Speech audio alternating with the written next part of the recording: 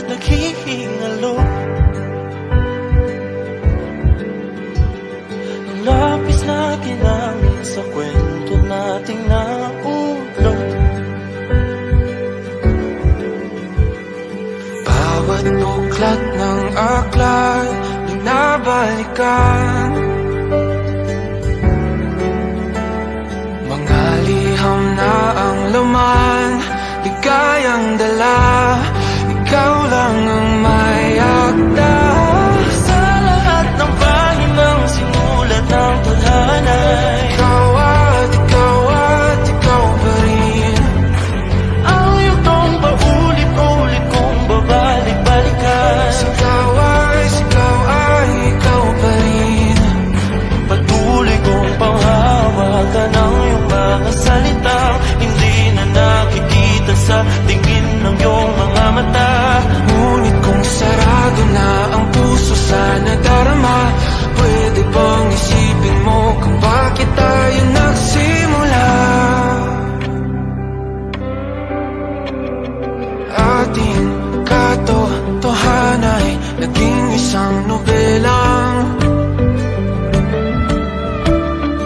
winakasan ng pagtutudang di na nalabanan. Nais na maramdaman muli kung paano isulat ang pangalan mo.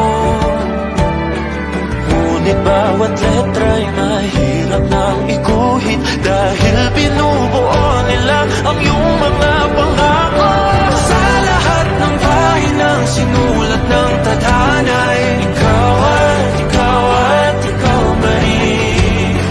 Ang yugtong paulit-ulit kong mabalik-balikan. Ikaw ay ikaw pa rin. Simula sa wakas na di matuklasan, babalik kung saan di na natagpuan ng mga matang nagkatanaw. Sa umpisa ng yugtong di na sana naisulat pa. Simula sa wakas na di matuklasan, babalik kung saan di na natagpuan ang mga matang nagkatanaw. Sa umpisa ng yugtong di na sana naisulat pa.